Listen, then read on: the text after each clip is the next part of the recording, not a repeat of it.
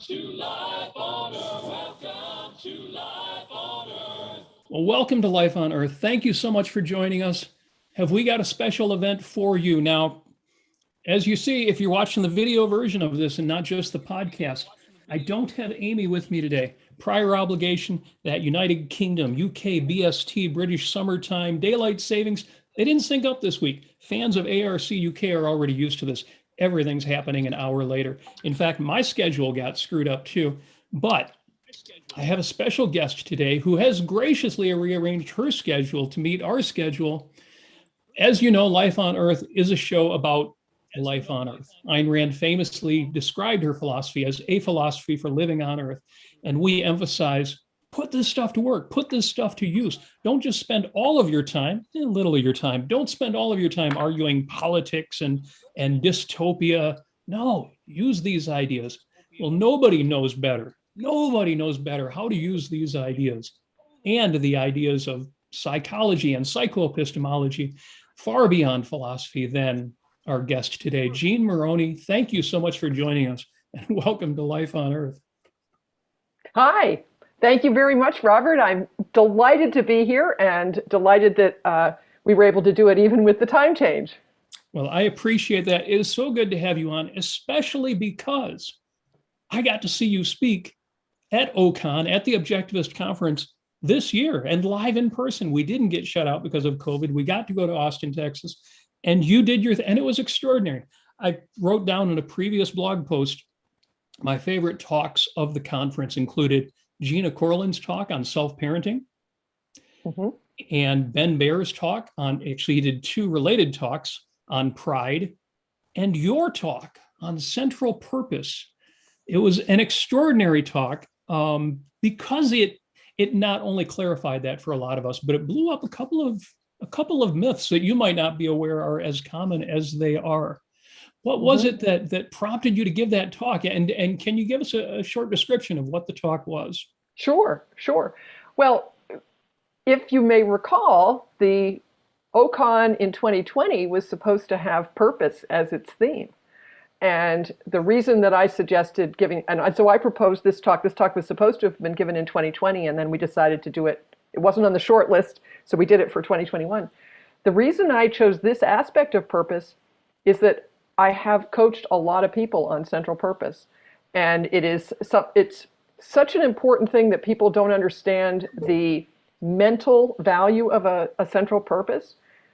It is, it's a long-range goal, to quote or approximately quote Leonard Peikoff. A central purpose is the long-range goal or end that is the primary claimant on one's time, energy, or resources. Primary claimant, it's the thing you schedule first. It's got to be a long-range goal. It's the thing you schedule first. And as a result, psychologically, it organizes your entire value system. It helps you set your priorities. And you need that if you don't want to be pulled in a million directions all the time. So it's not just, you need to be productive. It's that for your happiness, for your long-term happiness, and to see your life adding up to something, you need that. So it's an area that I had been coaching people on. I did work on it myself. Even if you know your direction, if you don't get the central purpose formulated right, it can send you in circles instead of where you're trying to go. And so it was, I thought it was an area that I could add value. Let's put it that way. Outstanding. Now I'm going to jump ahead just a little bit to say that if folks are aware of the work you do, if they're aware of thinking directions and the resources you share, the talk on central purpose ties in beautifully because everything you do is the practice to that theory. But there were a couple of kind of myths exploded during the talk, which you might not even be aware of. One of the fascinating things to me was that you described a 3 to 10 year time window for a given central purpose. That there are some people who are born with their central purpose and it'll stick with them all their life. But for most of us, that we should be reevaluating that periodically. And I think a few people were surprised about that because a lot of us, not necessarily me, but a lot of us, had that sense when we read The Fountainhead. Right. We looked at Howard Rourke, or we read Atlas Shrugged, and Dagny Taggart wanted to run the railroad from day one. That yes, that our central purpose is something, some inspiration we discover as teenagers, and then we spend the rest of our lives on that one thing. And your talk was so much more grounded than that. Well, did you always have that insight, or was that developed? I needed to learn that by coaching real people, because not everyone has a calling. So what you would describe, and I wouldn't say you have it from birth. I have a calling, but I have it from age 28. And when I saw something, I said, I'm going to fix this, and I'm going to spend the rest of my life doing it if it takes me the rest of my life. And so I did have one, but it happened as an adult. And a number of people see that. They see there's something going on in the world, they want to fix it, they get a calling. But you don't have to have a calling. You do need to have a central purpose if you want to be happy. And so in talking with people, if you have a calling, it is not very hard to find. With a few, probably a few weeks of reflection, you can see what your direction is and that everything goes in a certain direction. It is not a big surprise if you have a calling. But a lot of people don't have something that's that big, and they're actually very troubled. If you say, oh, well, you should have a calling, it's like you're supposed to use some kind of a microscope or something in their subconscious. Where is it? I can't find it. But that is backwards. The way that you develop big values is through action. And to have something that is in fact all-encompassing, integrating your whole life for 30 years or 50 years, it's a very big value, and it becomes a big value by action. And if you're like me and you made a decision in 1990, I had to do all that action to make it so that I actually was motivated to work on my central purpose. I had the thought of it, but it took some years before I had enough value creation in my soul so that I was as goal-directed as I needed to be. For other people, they start with some values, but it's not the one. They have 3 or 4, and they pick one and work with it. And then if you work with something for 3 years or 10 years, it becomes a much bigger value. And it's the idea that it's something in your psychology that you're going to just reveal, I think, is so misleading and hurts people because they can't find it. And they think there's something wrong with them that they can't find it. They need to understand this is something you built. Well, I thought that was invaluable to the people who have that challenge. And I won't say that was a big challenge for me, but there's some of that. I think there's some of that for a lot of us.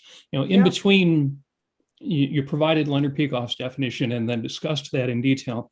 In between that and the end of the talk, which is incredible practical action for how to determine and then apply your purpose, was that middle bit that I just found wisdom, just really valuable.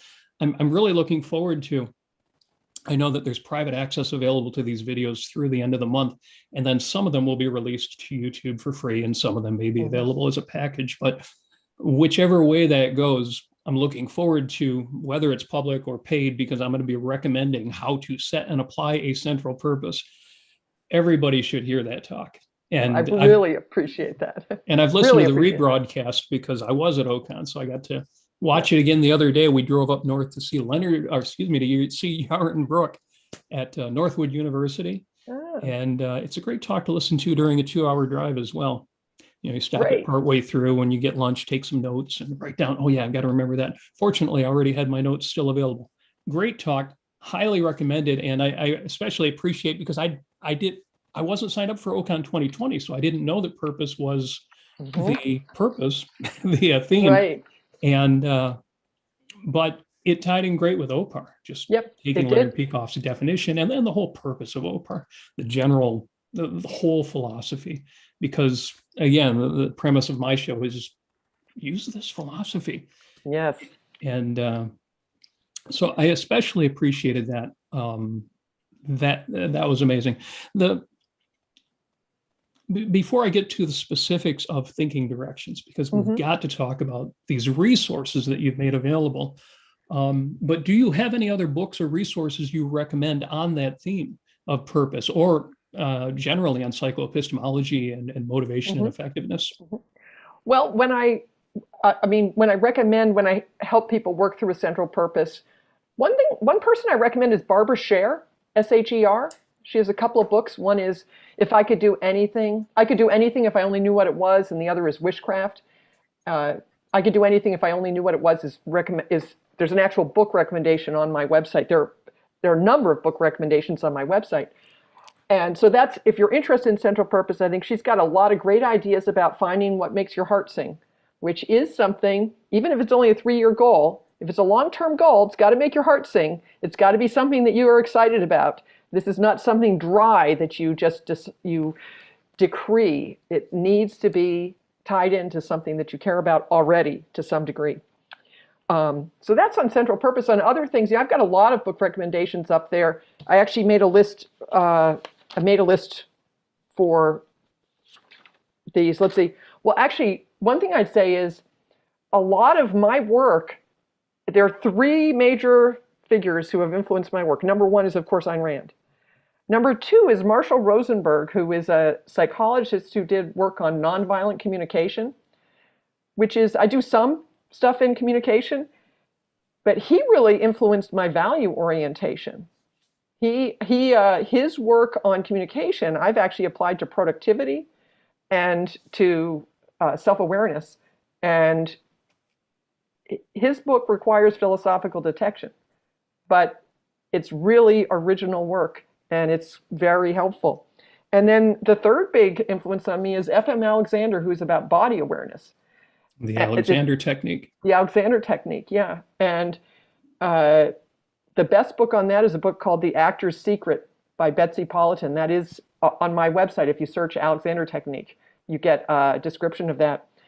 And these 3, what Rosenberg and Alexander have in common with Ayn Rand is they all believe in mind-body integration. They all believe in the importance of concepts in order to manage your mind. And that is very unusual. That's interesting to me too. That common denominator of mind and body, which to me is fundamental to any reality orientation. Yes, we're living in the world, and we are. I think Christopher Hitchens, when he was aware that he was passing away soon, said, "It's amazing to realize not that we have a body, but that we are a body." And that integration that I've really seen more in the last 20, 30 years than when I first got into objectivism within the philosophy. People really are respecting their physical health. I don't see as many overweight or cigarette smoking objectivists as I used to. And so mind-body integration is now, of course, and that's good to see. Yeah, it is good to see. It is good to see. The Barbara Sher resources in particular have been recommended to me before, and now I'm thinking, well, I haven't gotten around to picking that up, but I guess I need to, and then we'll probably end up doing an episode on the works. Outstanding. In fact, it's funny, that takes me back to when we first met I guess that's 30 years ago now, 31 years at conceptual conferences. Tamament. Yep. Yeah, in the Poconos. Yes. First objectivist conference I ever went to. Oh, not me too, but the first one I went to as an objectivist. That's right, because I heard you tell Don Watkins a story. It took you quite a while to decide, okay. Yeah, it was 7 years, and I'd been to the previous conference in '89, and I think that was where Leonard Peikoff was talking on the moral virtue talks, which are on independence, justice, and the evil of the initiation of physical force. And I needed those independence and justice sections from OPAR before OPAR was published to really sort out objectivism. That was great timing for me too, getting those first 5 chapters in manuscript form. Yeah. That was great fun. Yeah. It's funny, I was young at the time. I really couldn't afford to go to that kind of conference, but I couldn't resist the opportunity to meet Leonard Peikoff. I had missed Ayn Rand by just a few years, and I thought this guy might retire or, God forbid, pass away. Who would know? 31 years ago, he's still in great health and a fine mind. But you don't know. So you don't know. But I met you and Anne at my sister. Conceptual conferences. Well, Anne had insisted I go to the '89 conference. She basically dragged me there. I had given her Atlas Shrugged. She'd read everything within a year, started going to conferences, dragged me to the '89 conference, where I was very uncomfortable because I wasn't an objectivist. right? I wasn't completely convinced, and everyone there was convinced. So I felt a little, nervous. But then, and I wasn't going to go to the 90. I was like, no, I'm not going to the 91. And then I became convinced over that year, and I looked at the program. It's like reality, reason, objectivity, the nature of man. It's like I have to go to this conference. It was an amazing conference, actually. I can only imagine that, especially having met Anne, what that would have been like at the time, where you would say to her, you should read this book, Atlas Shrugged. It's really good. And then she reads it and says to you, you don't realize how good this is. You don't realize how right this is. It was funny, too, because that was my reaction, not to go back to me again. But when I read The Fountainhead, I thought, this is great. This is greatness. Mm-hmm. This is really good. And then when I read Atlas Shrugged, it went from this is great to, oh, yeah, this is true. This is right. So I have my own version of that same progression. That was an extraordinary conference, meeting Leonard Peikoff for the first time and meeting you and your sister for the first time. Thank you very much, Robert. Likewise. And also, can I just say one thing? Yeah. All the dinners, all the breakfasts and dinners were included. And we were do you remember that big dining hall with the tall ceilings? Yeah. You could sit at a table for 8 people and have a conversation, and you could hear everyone at the table. And we met so many people at that conference. I missed that format. I really missed that format.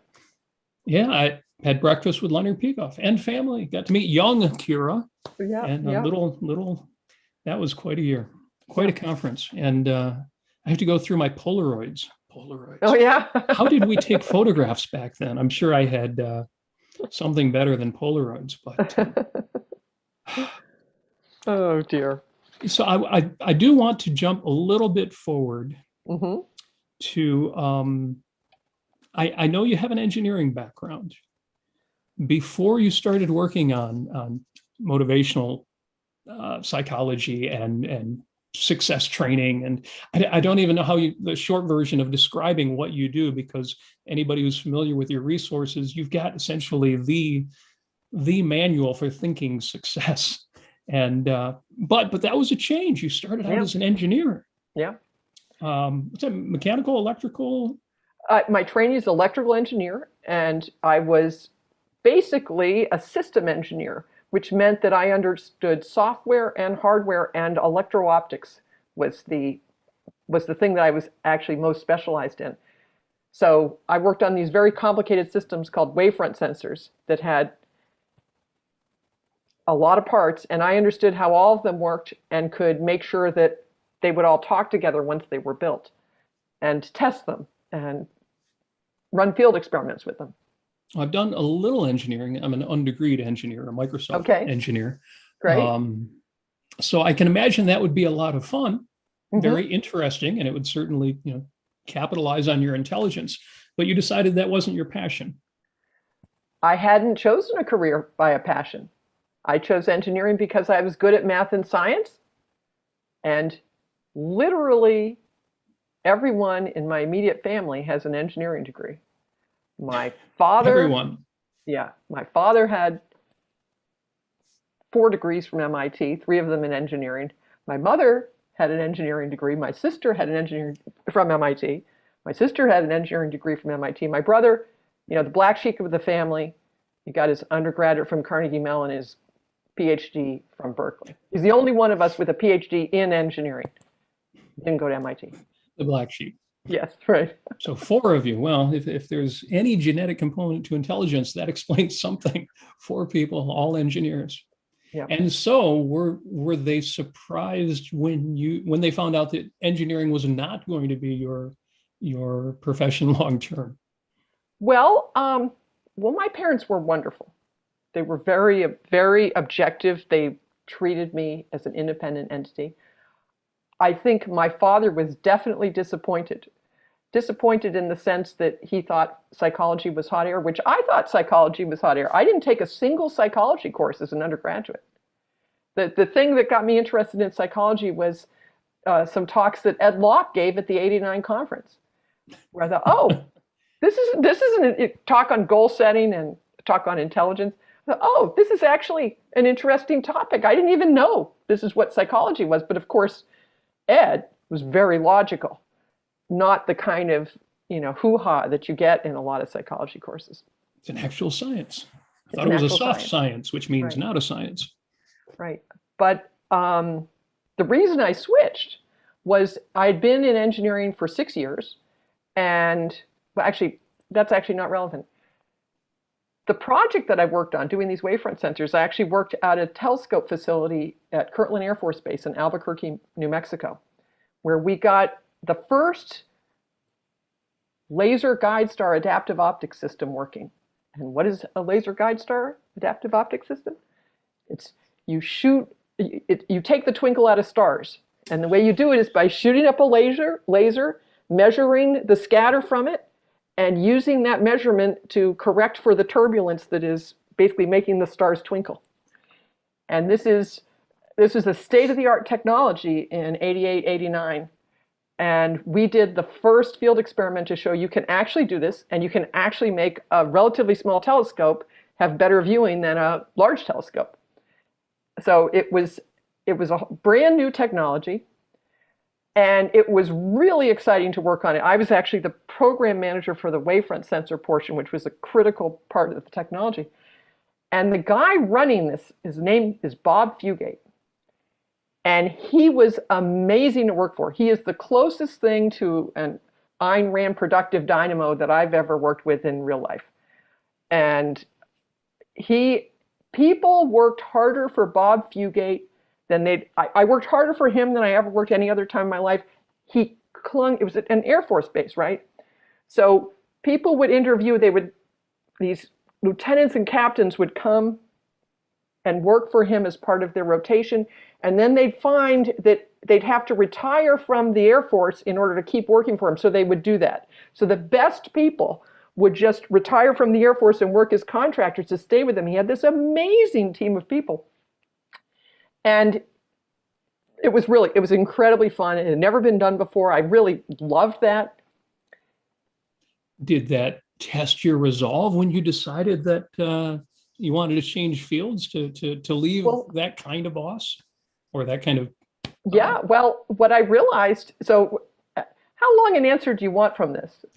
I'm loving this story, so go on as long as you like. Okay, let me tell a little bit more. So I thought, well, I want to be like Bob Fugate.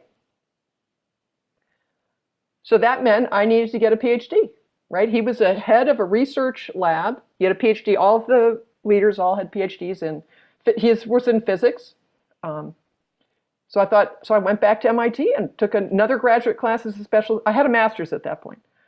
And I was still in Boston. I was based in Boston. So when I was back in Boston after being at the site, I took a graduate course in optoelectronics with Professor Fujimoto. And I worked my little tail off. I put in, well over 20 hours a week studying for that. And I got a B. And as my father would tell you, if you get a B in graduate school, you don't belong there. If you want to get a PhD, you need to get A's in all of those graduate classes. And I thought, what is this? So first of all, it was the first time, it's actually the only time in my life that I thought, I'm either smart enough, I'm either not smart enough, or I'm not interested enough to do this. And I was surprised because I thought I was interested enough. It's the only time I've ever doubted my intelligence. But I realized something was wrong there, and it didn't make sense for me to get that PhD.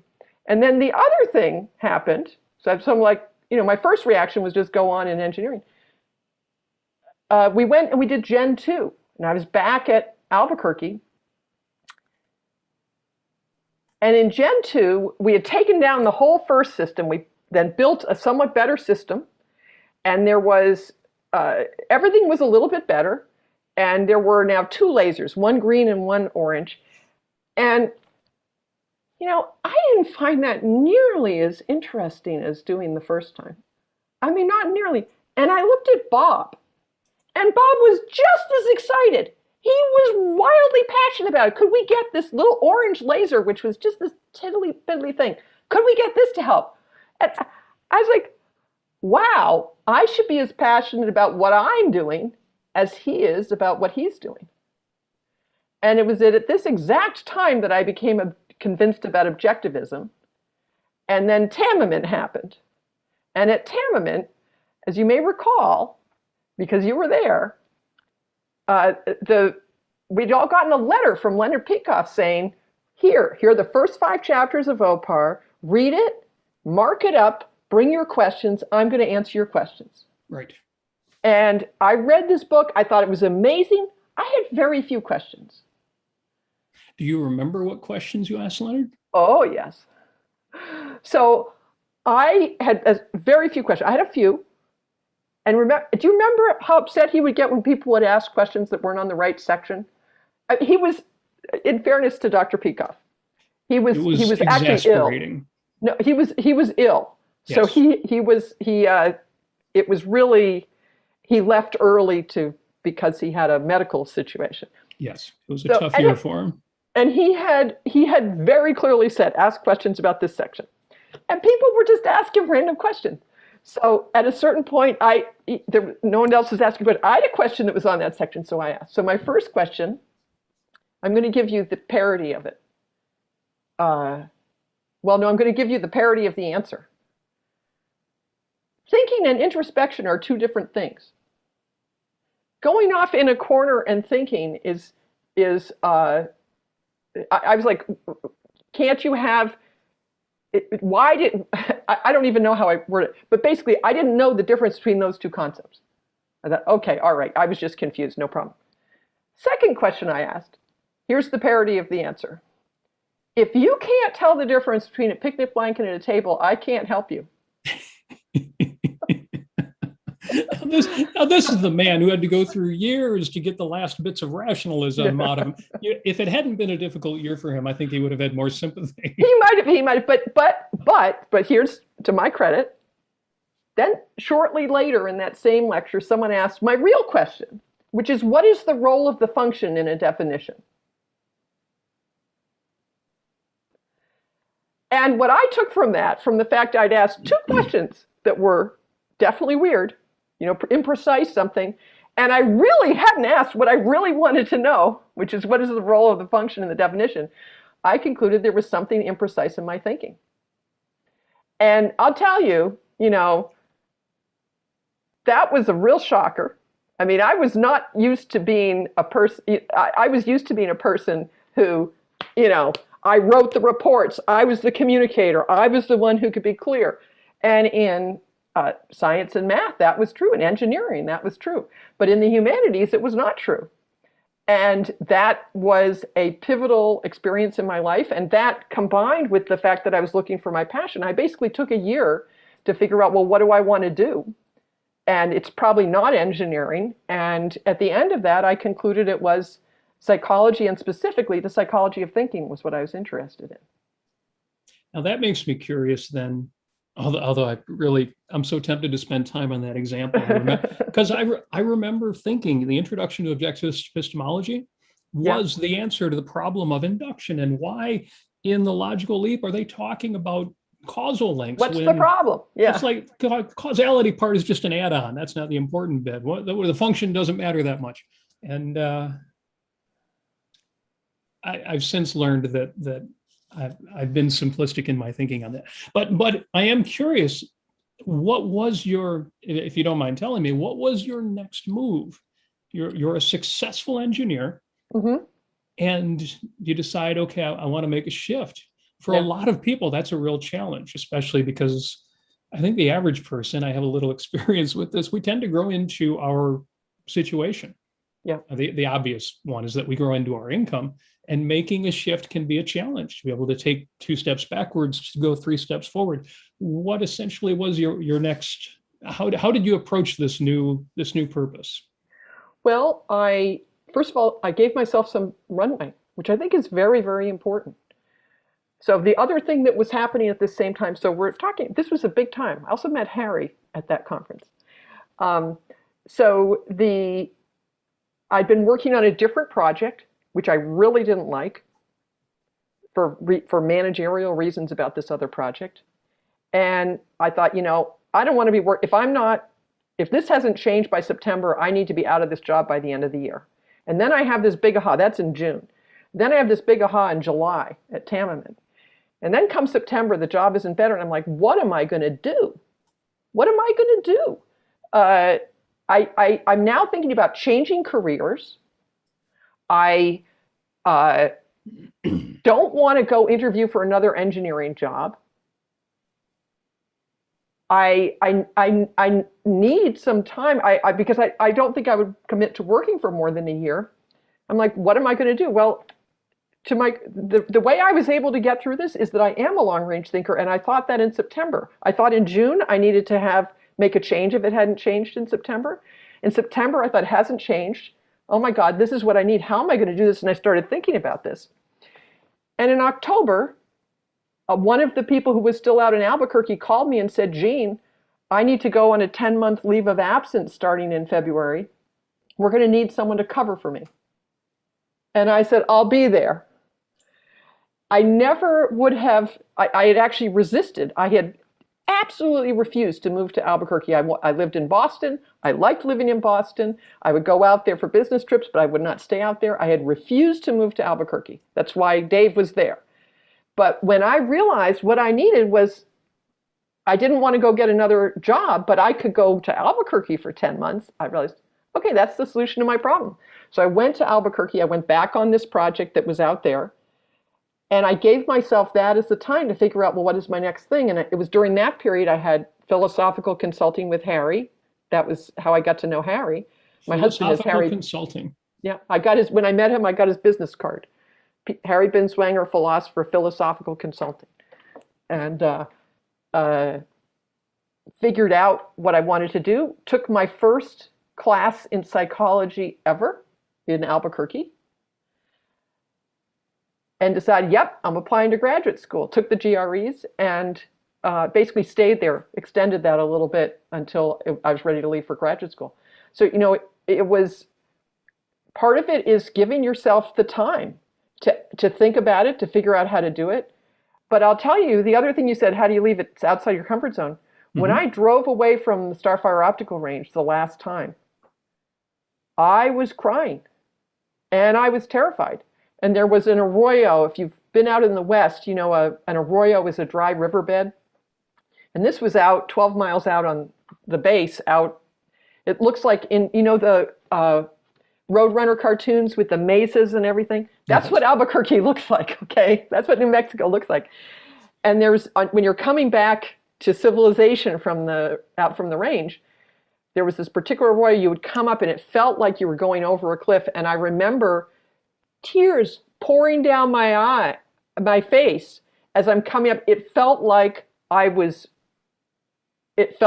going over a cliff. What was I doing? I was leaving these people I loved. Yeah. I was leaving something I was good at, all because I had this idea of where I wanted to go. And I'm just curious, underneath the "what have I done" feeling, did you feel the pull though? Did you feel the value as well? I knew that I was happy having been an engineer as long as I had, and I would not be happy if I stayed in engineering. And I was, at that point, it was a fascination with all things mental. And this is an area I thought I could do some original work. And that was very exciting to me. So the passion had been started, and that was what gave me the courage to take those steps. Outstanding. And my favorite advice in that regard is that's why you want I'm losing the word for it, but that's why you want 3 months salary sitting in the bank, or yes. why you want resources yes. available. You can stretch 3 months salary out into 6 or 12 months if you have to, if you realize, oh yeah, as much as I love what I'm doing, this is not what I should be doing right now. Right. To have flexibility and independence in that situation. Yeah. Now, I have to take a moment, because we are on the Ayn Rand Center UK channel, to yes. remind folks that if you want to contribute to the Ayn Rand Center UK, you can put in a super chat. We've got a couple of them already. Mary Aline is in for $2, and thank you very much for that. Mary Aline is somebody that we know very well, both on the channel and on this show, and very much appreciate that. Also, Anthony Monahan has a question for you and contributed $4.99 in euro. will the James Webb Telescope tell us anything about our own solar system? Have you kept track of that? Do you have an Oh answer to me, that? oh Because I my. don't. Oh me, oh my. I am sorry. I do not know about this. See, Oh, this is one of the things that I realized. I was not that interested in astronomy and these other things. So I have not kept up on that, and I can't tell you. I know the passion for the science and the engineering, but I too am not on the latest with regard Mhm. to astronomy. So neither one of us have an answer for that. If Amy was here, she might have an answer. She was out doing astronomy photography a few weeks ago up north. So she might have an answer. Maybe we'll tell you on the next show. Thank you for the super chats. Mary Aline is in for another $2 and says, that's tremendously courageous, Gene. And I agree with that. I've only done that a couple of times in my life. I used to be a fast food restaurant manager and left that to go into electronics, left that to go into IT. And it's hard. It's really hard to walk It's away from scary. good, especially to walk away from good money and Good say, well, money and good people. yeah, Yeah, yeah, and things you love, things that yeah. you Well, love doing. and so this actually to tie back to some other things that I teach, value orientation, Yes. super critical in every situation. And I didn't have this worked out, but one of my concrete examples of a value orientation is as I was crying and going over this cliff and saying, how can I leave these people? Bob Fugate, Jim Spinerney was my direct boss. I mean, I love these guys. I Yeah. mean, we're not Good talking people romantic love. and We're talking inspiring about people. Yeah. totally inspiring. I mean, they were such a big impact on my life. And I said there and then, this is not the last time I'm going to see them. And I went back Well, that helps. 2 years later when they did groundbreaking for the next telescope. I went back.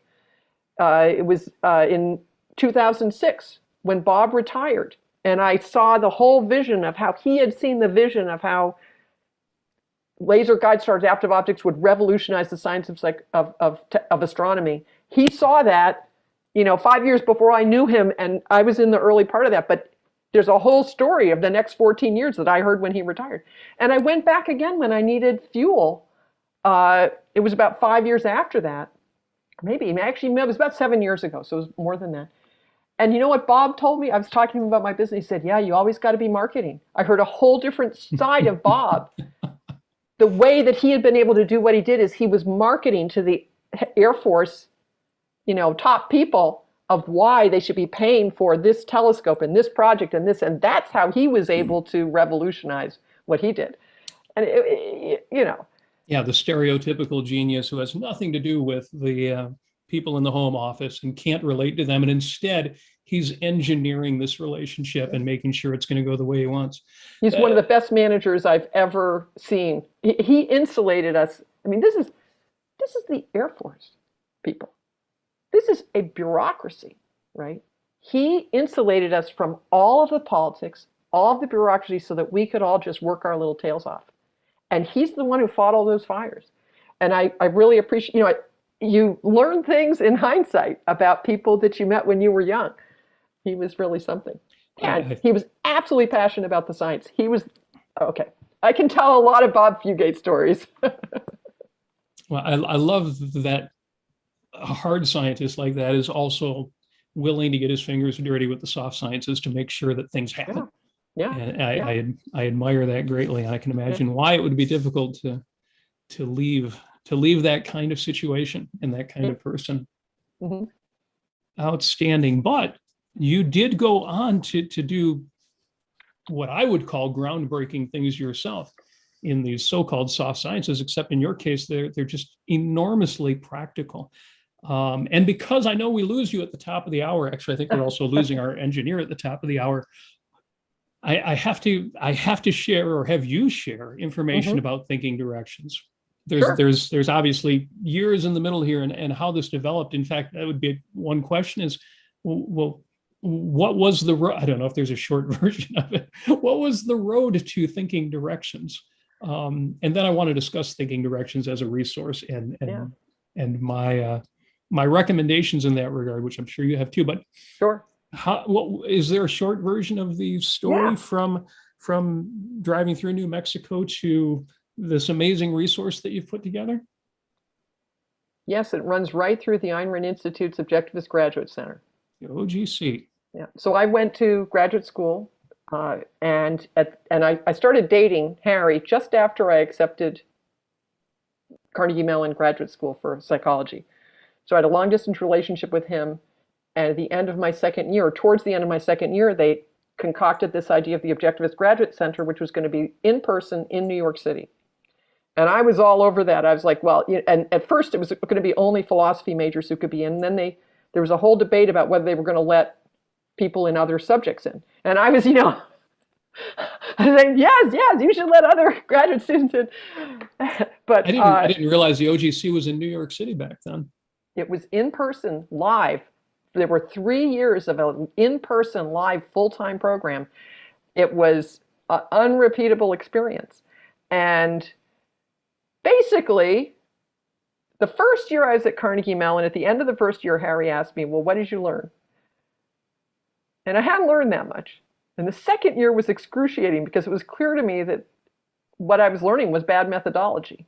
And then at the end of the second year, I got a leave of absence to go to the OGC.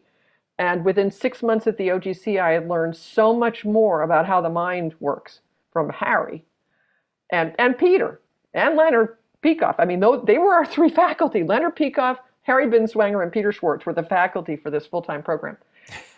I mean, it was amazing. Now I learned psychoepistemology from Harry Binswanger. It doesn't get any better than that. Right. And there wasn't a class on psychoepistemology, but Peter was teaching writing, and Harry was demonstrating his method. He was, this was quite soon, this is 94 and 95.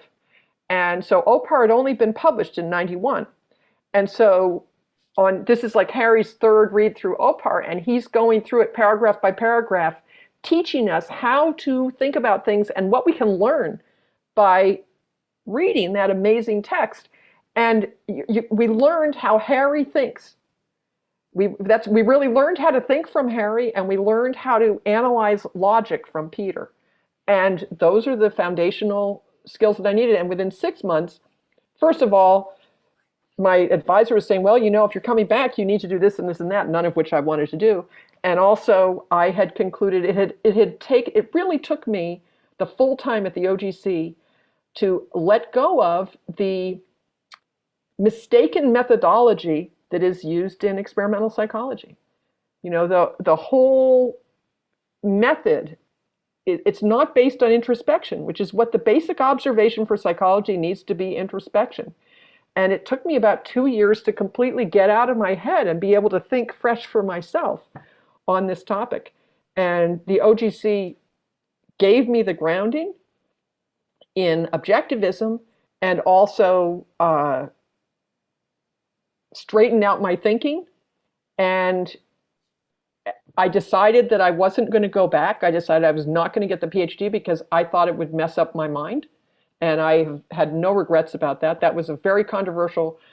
There was actually one of the big fights in the upper echelons was over whether people should be encouraged to go to graduate school. And I'm one of the ones who became convinced at that point not to continue in graduate school, which is a difficult decision because, a PhD is a calling card within the objectivist movement too.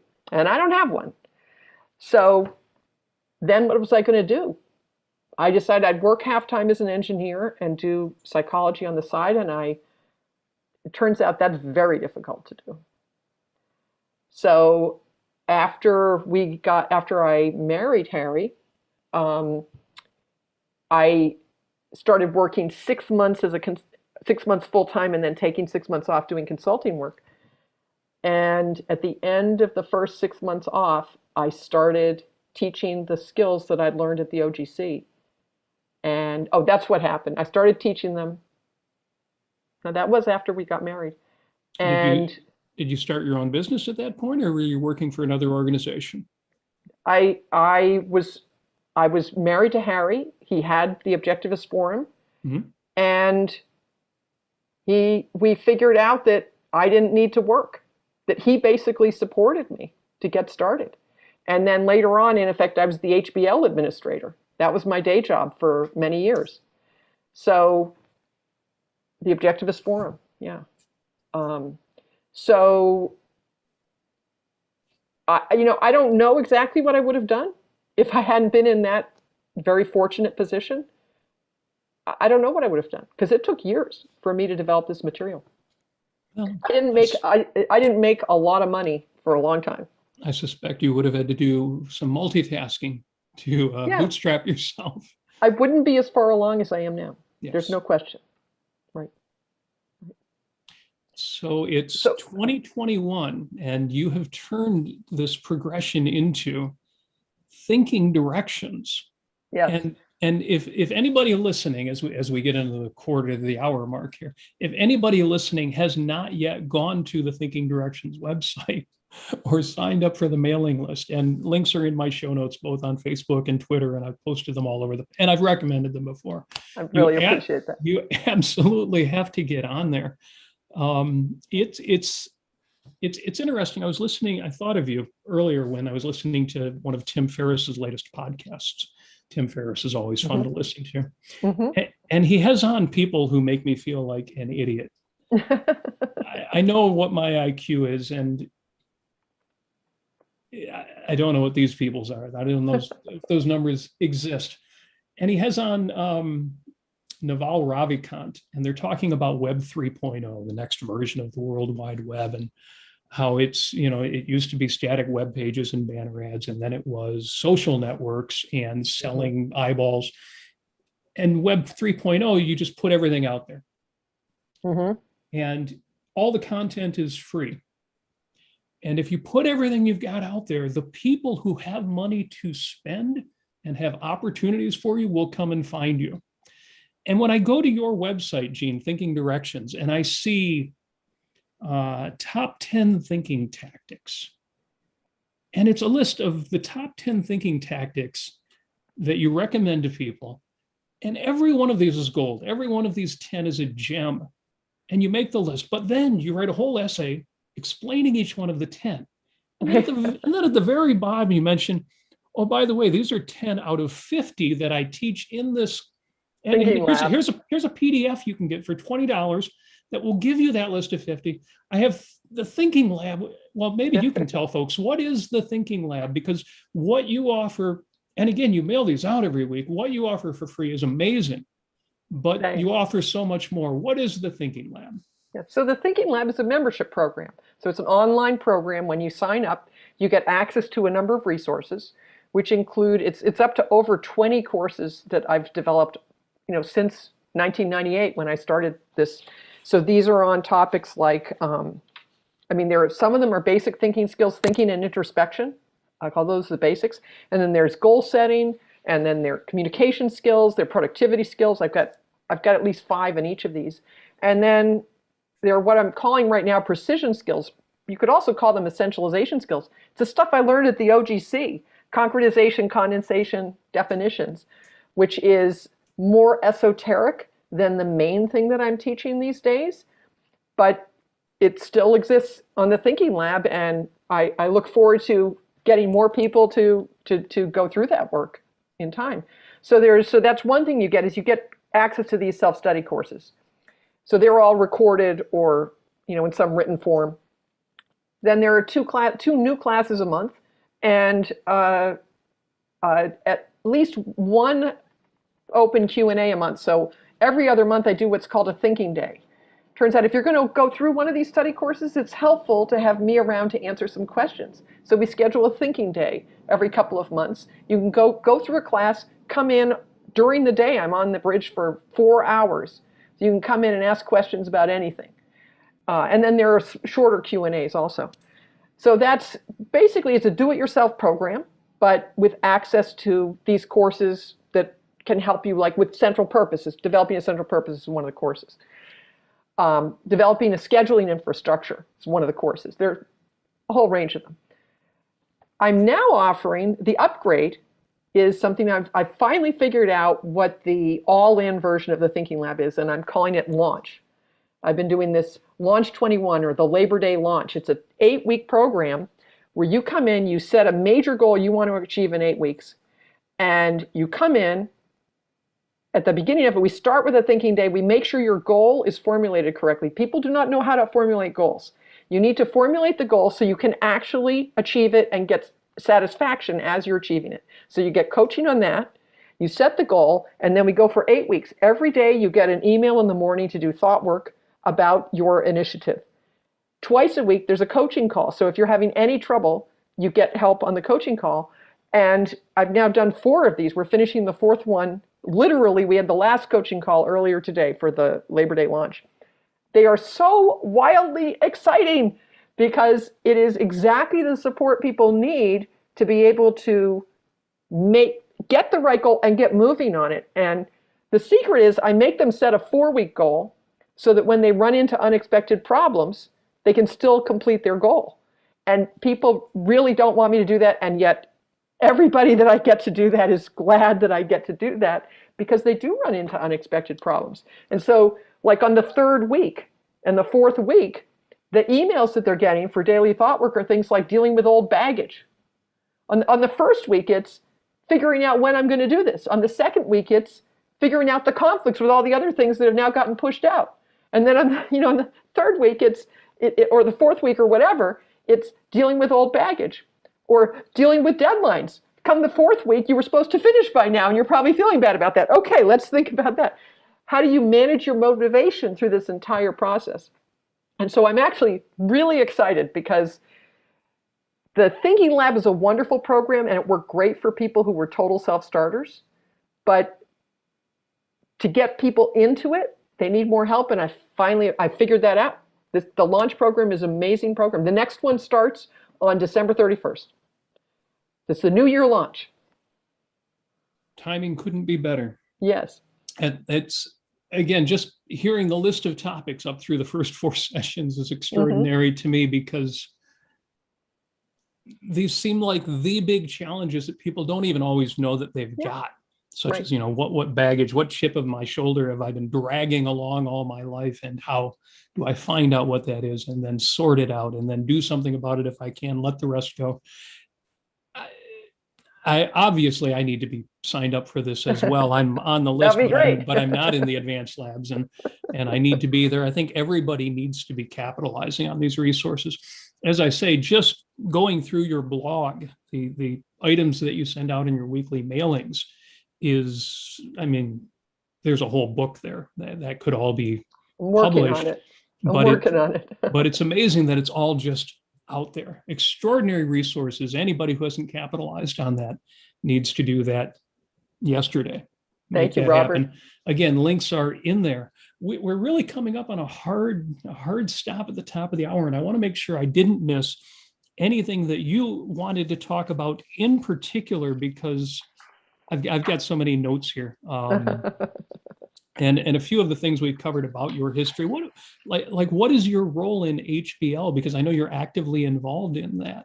But I didn't want to get too much into Harry Binswanger because it's got to be interesting to a corporate audience when you go out and do seminars that you may mention, oh yeah, there's this gentleman, my husband, Harry Binswanger, he's a philosopher, and everybody's like, yeah, Jean Moroney's amazing. And yeah, she's got this husband who's a philosopher. And then you go talk to the objectivists and we're all. And I'm Mrs. Harry Binswanger, right? which is fine. I'm very happy being Mrs. Harry Binswanger. Well, I have the impression that you really enjoy helping manage HBL. And HBL itself is a pretty extraordinary resource, even though it's more of a forum and a conversation. But the conversations are at such a high level, it seems almost silly to describe it that way. Yeah. Well, I was the administrator for HBL for years. And it's an achievement for me and my business to have hired, Susie Sheridan is the HBL administrator now.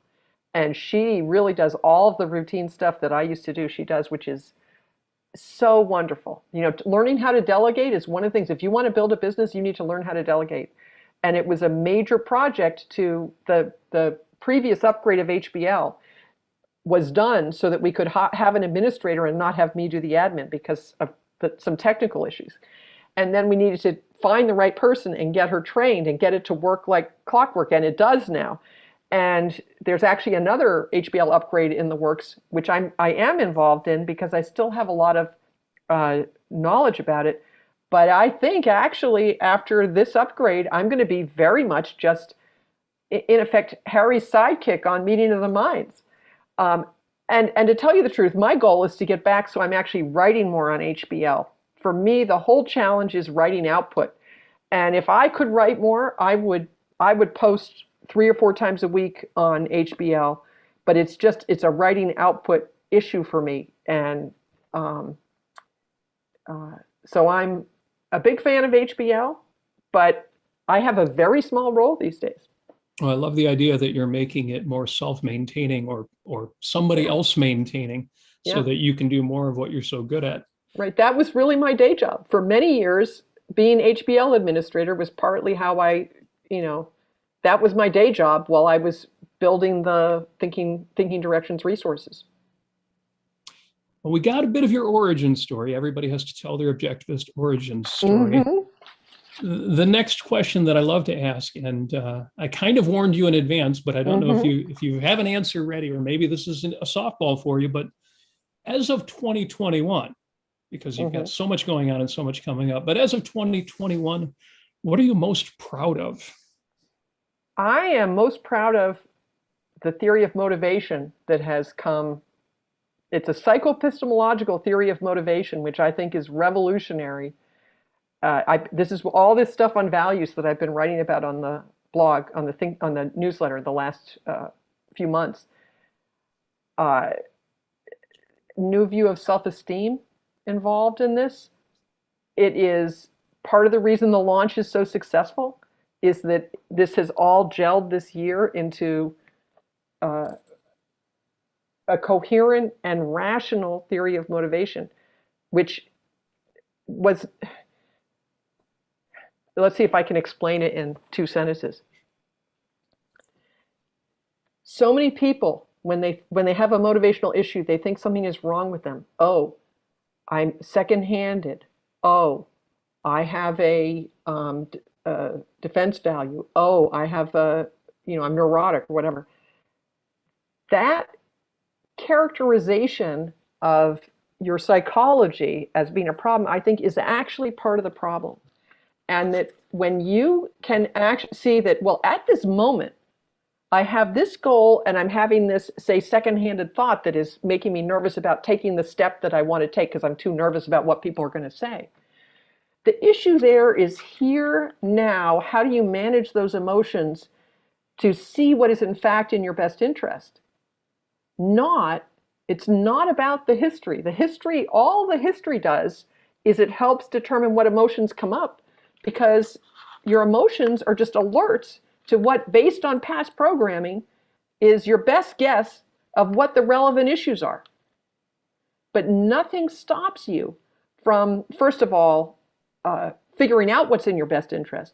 But second of all, finding the gold in even an emotion that you think is irrational is in some distorted way coming from a rational value. And when you can see every emotion that way, motivational problems become really non-problems. And it is so freeing compared to the standard way that people think about motivational issues. I'm wildly excited about it. One of the biggest challenges I have is finding that intersection between, somewhere between choice and will and free will, and what we want is. I feel like that's where you live, and that's where the answers are. It's the strategic use of volition to achieve your long-range goals. That's the subtitle for my book. Outstanding. We find so many programs that will tell us how to get where we want to go. And then we do that for a while. And then we find a new one that's even closer. Okay, this is going to help me really do what I really, really want. Somewhere in between all of, and reasonable programs make perfect sense. Somewhere in between that and the real core, I think, is what I get from your materials. And obviously I need to get more. Everybody out there needs to get more. Thanks, I would love Robert. to get more of an interview with you, but we're running out of time. This has been outstanding. Thank you so much, Jean. I know everybody listening, and from the chat, I can see people are getting a lot out of this. When you go to thinkingdirections.com, when you go to the resources I've posted links to, including Jean's past talk at OCON, the 2019 talk is on YouTube. Her previous conversation with Don Watkins is outstanding. When you look at those resources, if you don't already know Jean's work, you'll know exactly what I'm talking about. Jean, thank you so much for being on. And I look forward to doing this again. We'll get you That on would be with great. me and Amy. That would be And, great. I don't think we could ever run out of things to talk about, but thank you so much for everything. It's been an outstanding discussion.